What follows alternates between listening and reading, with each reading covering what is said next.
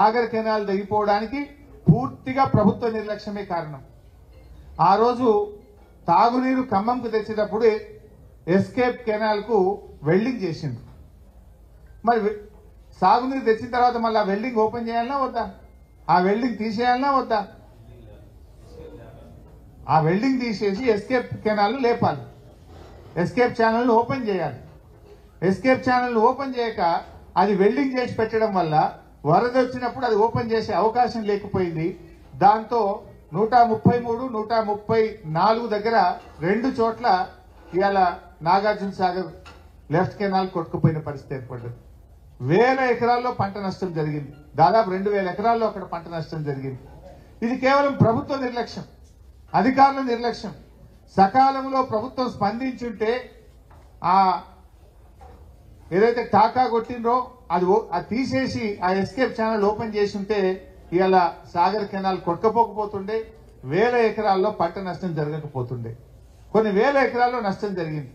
ఇదే రెవెన్యూ మంత్రి పొంగులేటి గారు గతంలో 30,000 ఎకరానికి సహాయం చేయాలని ఆయన డిమాండ్ చేశారు. మా ప్రభుత్వంలో ఆ రోజు ఉన్నప్పుడు 30,000 ఇవ్వాలి ఎకరానికి అన్నాడు. మీరే కదా రెవెన్యూ మంత్రి, రెవెన్యూ అండ్ రిహాబిలిటేషన్ మినిస్టర్ మీరే. మీ జిల్లాలోనే ఎక్కువ నష్టం జరిగింది. మీ నోటితోనే 30,000 ఇవ్వాలని ఆ రోజు అడిగారు. దయచేసి ప్రతి ఎకరాకు 30,000 రూపాయలు ఇచ్చి రైతుల్ని ఆదుకోవాలని చెప్పి మేము ఈ ప్రభుత్వాన్ని డిమాండ్ చేస్తా ఉన్నాం. ఈ నిర్లక్ష్యం మీ నిర్లక్ష్యం, మీ తప్పిదం వల్ల ఇవాళ సాగర్ కెనాల్ దిగిపోయింది. సాగర్ కెనాల్ బాధితులతో పాటు రాష్ట్ర వ్యాప్తంగా ఎక్కడెక్కడైతే పంట నష్టం జరిగిందో గతంలో రెవెన్యూ మంత్రి పొంగులేటి శ్రీనివాస్ రెడ్డి గారు డిమాండ్ చేసిన విధంగా ఎకరానికి 30,000 రూపాయలు ఇచ్చి రైతుల్ని ఆదుకోవండి. చాలా చోట్ల ఇసుక మేట పెట్టింది. ఆ పొలాల్లో ఇసుక మేట పెట్టిన తర్వాత చోట కూడా రైతులు చాలా బాధపడతా ఉన్నారు. వాళ్ళు కూడా మా దృష్టికి తెచ్చారు, కన్నీళ్లు పెట్టుకున్నారు. ఆ ఇసుక మేట తీయాలంటే చాలా కష్టమైతుంది. కనీసం వారికి 50,000 ఆర్థిక సహాయం ఏ రైతుల పొలాల్లో అయితే ఇసుక మేట పెట్టడం జరిగిందో వారికి సహాయం అందించాలని చెప్పి కూడా మేము కోరుతా ఉన్నాం. ఇవాళ రేవంత్ రెడ్డి గారు ఏది మాట్లాడినా నిన్న కూడా మాట్లాడుతూ మేము ఆర్థిక సహాయం చేయాలన్నట్టు. ప్రతిపక్షంలో ఉన్నప్పుడు ఆ రోజు మేము ప్రభుత్వంలో ఉంటే ప్రభుత్వం మాకు సాయం చేయట్లేదని మాట్లాడినాం. ఇవాళ అధికారంలో ఉంటే కూడా మళ్ళీ ప్రతిపక్షాన్ని విమర్శిస్తున్నావు అంటే ఇది నీ చేతగాంతనం. అధికారంలో ఉన్నా నువ్వే విమర్శిస్తావు, ప్రతిపక్షంలో ఉన్నా విమర్శిస్తావు. ప్రతిపక్షంలో అంటే నువ్వు మమ్మల్ని విమర్శించడం అంటే మేము అర్థం చేసుకుంటాం. ఇవాళ చేయగలిగే స్థితిలో ఉండి అధికారంలో ఉండి ప్రజలకు సేవ చేయడంలో నువ్వు ఫెయిల్ అయిపోయినావు. అసలు ఎక్కడ పోయినావు? మొన్న నువ్వు వరదలు వచ్చిన 24 గంటలు ఇంట్లోనే ఉన్నావు. కనీసం ఒక వీడియో కాన్ఫరెన్స్ పెట్టలే, సెక్రటరియట్ కు రాలేదు. ఎక్కడున్నావు అని నేను అడుగుతా ఉన్నా. You are failed. ఈ రకంగా నీ వైఫల్యాన్ని ప్రతిపక్షాల మీద నీ మీద నీ యొక్క ఫెయిల్యూర్ లో నీకు అంటిన బురదను ప్రతిపక్షాలకు అంటించాలి, నీ బురద కడుక్కోవాలని చూస్తున్నావు. కానీ ప్రజలు ఏమంటున్నారు? ఇలా ఖమ్మంలో మేము తిరుగుతుంటే అన్నా మీ ప్రభుత్వమే బాగుండే, కేసీఆర్ గారు బాగా చేసిండ్రు అని కొన్ని 100 నోట్ల మేము విన్నాం. ఇలా ఏది మాట్లాడినా అంతే. రైతు రుణమాఫీ కాలేదంటే హరీష్ రావు గారు ఇంటింటికి పోయి కాగితాలు జమ చేసి మాకు ఇవ్వాలంటాడు. లేదా కేంద్రం బడ్జెట్ ఇస్తలేదంటే కేసీఆర్ గారు దీక్ష చేయాలంటాడు. వరదలు వచ్చినాయి సాయం చేయంటే బీఆర్ఎస్ వాళ్ళు చేయాలంటాడు. మరి అన్ని మేం చేస్తే నువ్వెందుకు కూర్చున్నావు సీఎం కుర్చీగా? నువ్వు ఉన్నది చేయనీక దేనికోసం? వరదల్లో కూడా రాజకీయం చేస్తావా? నేనేం మాట్లాడిండు మీరు చూడలేదా బ్రదర్? సూర్యాపేటలో మా మీద బురద చల్లిండు, పొద్దున చిట్చాట్లో మమ్మల్ని తిట్టిండు. నిన్న వీళ్ళు కలెక్టరేట్ లో మీటింగ్ పెట్టి రివ్యూ చేసిండ్రా బైసాబ్? మీరే ఉన్నారు కదా. 6 ఉపన్యాసం కొట్టిరు. బయటకెళ్ళి వచ్చిన వాళ్ళు 2 జిల్లా మంత్రులు, 3 ముఖ్యమంత్రి, 6 ఉపన్యాసం కొట్టిరు తప్ప జిల్లాలో పంట నష్టం ఎంత జరిగింది, ప్రాణ నష్టం ఎంత జరిగింది, ఆస్తి నష్టం ఎంత జరిగింది, రిహాబిలిటేషన్ క్యాంపులో ఎంతమందిని పెట్టినారు, ఎంతమందికి అన్నం పెడుతున్నారు, కరెంటు పునరుద్ధరణ ఎప్పుడు జరుగుతుంది, ఏం చేద్దాము అనే ఒక ప్రణాళిక గురించి మాట్లాడిందా? కలెక్టరేట్ రివ్యూలో మీరే ఉన్నారు కదా. 6 ఉపన్యాసం కొట్టిండ్రు. గంటన్నర సేపు ఉపన్యాసం కొట్టిండ్రు తప్ప రివ్యూ తక్కువ, ఉపన్యాసం ఎక్కువ. ఆ ఉపన్యాసం ఏంటి? ప్రతిపక్షాలు దిట్టుడు, మా మీద బురద జల్లుడు. అంతకు మించి అసలు మీరు చేయాల్సిన పని ఏంది? Where is the seriousness? 3 మంత్రులు ఫెయిల్ అయిందని ముఖ్యమంత్రి బయలుదేరింది. మనం చూడలేదా నిన్న? మంత్రుల మీద ప్రజలు తిరగబడ్డారు. తీవ్రమైన ఆవేశాలు వ్యక్తం చేశారు. సరి చేసుకోండి, ప్రజలకు సేవ చేయండి, ప్రజలకు ఇచ్చిన మాట నిలబెట్టుకోండి. అది మీకు చేత కాదు. మేము వస్తే చివరికి మా మీద కూడా దాడి చేసే ప్రయత్నం చేయాలి. ఒక అమ్మాయి రిషిక మన వీడియో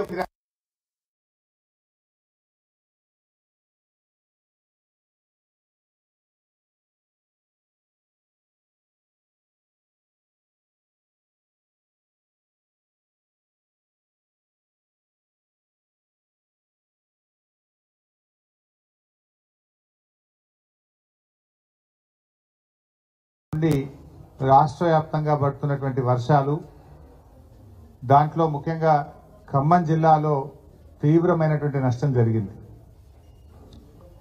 అయితే మన సూర్యాపేట జిల్లా పరిస్థితి ఏంటంటే నీళ్లు లేవు. ఇవాళ కడకడానికి నీళ్లు కూడా రావట్లేదు. ఏం చేస్తున్నారు? వరద తగ్గి దాదాపు 48 గంటలైనా ప్రజల్ని ఆదుకోరా? అన్నం కూడా పెట్టడంలో ఫెయిల్ అయిపోయింది ఈ ప్రభుత్వం. కనీసం ఇంత భోజనం ప్యాకెట్లన్నా పంపాలి కదా. అసెంబ్లీలో మా సబితక్క లా అండ్ ఆర్డర్ లో మీ ప్రభుత్వం ఫెయిల్ అయిందంటే అసెంబ్లీలో ప్రతిపక్షాల మీద దాడి, ప్రజలు ప్రశ్నిస్తే ప్రజల మీద దాడి, జర్నలిస్టులు ప్రశ్నిస్తే నీ సొంత ఊర్లో జర్నలిస్టుల మీద దాడి, రైతులు ప్రశ్నిస్తే రైతుల మీద కేసులు పెడతావు. నిన్న వరద సహాయం అందలేదని అడిగితే పోలీసుల చేత లాఠీ చార్జ్ చేస్తావు. ఇవాళ సాయం చేయడానికి ఒక ప్రధాన ప్రతిపక్ష పార్టీగా మేము ఎమ్మెల్యేలం వస్తే మా మీద కూడా దాడి చేయిస్తారా? అంటే ఏందన్నట్టు మీరు ఏం రాజ్యం నడుపుతారు? ఇదే ఆ ప్రజాపాలన. నీ ప్రజాపాలనలో ప్రజలకు మేము సాయం చేయడానికి వస్తే, ప్రజలకు మేము సహకారం ఇస్తే, ప్రజల కష్టాలు తెలుసుకునే ప్రయత్నం చేస్తే మా అజయ్ గారి కారు మీద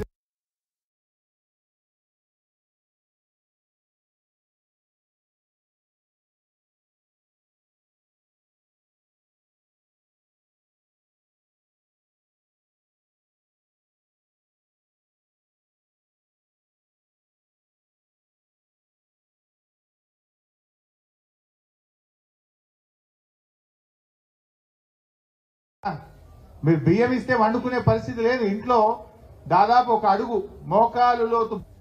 మేమేం భయపడం. తెలంగాణ ఉద్యమంలో నీ తాత జేజమ్మలతో కొట్లాడిన చరిత్ర మాది. తెలంగాణ రాష్ట్రం తెచ్చిన చరిత్ర మాది. నీలాంటి ఈ పిచ్చి చర్యలకు, పిచ్చి చేష్టలకు భయపడే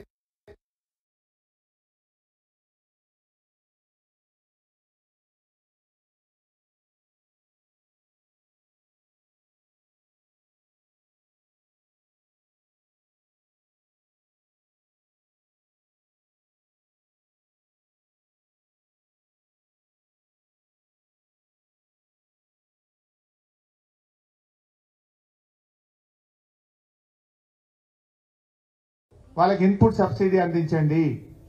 ఇసుక మెట పెట్టినటువంటి చోట వారికి ఎకరానికి 50,000 రూపాయల సాయం అందించండి. అదేవిధంగా సర్టిఫికెట్లు, డాక్యుమెంట్లు ఎవరైతే నష్టపోయినరో ఇంటి రిజిస్ట్రేషన్ డాక్యుమెంట్లు కానీ, అదేవిధంగా మున్సిపల్ డాక్యుమెంట్స్ అన్ని కూడా పోయినాయి.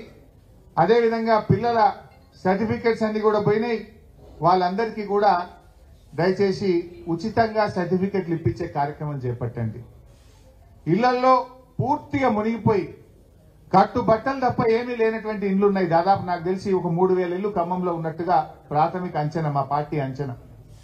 ఫ్రిడ్జ్లు, టీవీలు, గ్రైండర్లు, కూలర్లు, బట్టలు, బెడ్స్, బియ్యము, సమస్తం బట్టలు తప్ప ఏమీ లేవు. ప్రతి ఇల్లు 4-5 లక్షల నుంచి 10 లక్షలు నష్టపోయింది. వారికి ఇంటికి 2 లక్షల రూపాయల ఆర్థిక సహాయం అందించి ఆ కుటుంబాలను ఆదుకోవాలి, కాపాడాలని చెప్పి బీఆర్ఎస్ పార్టీ డిమాండ్ చేస్తుంది.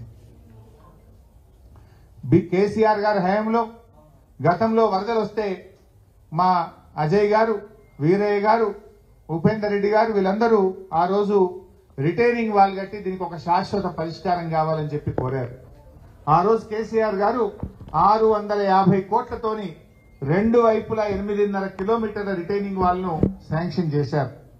ఆ పనులు నత్తనడక నడుస్తున్నాయి. ఆ పనులను యుద్ధ ప్రాతిపదికన పూర్తి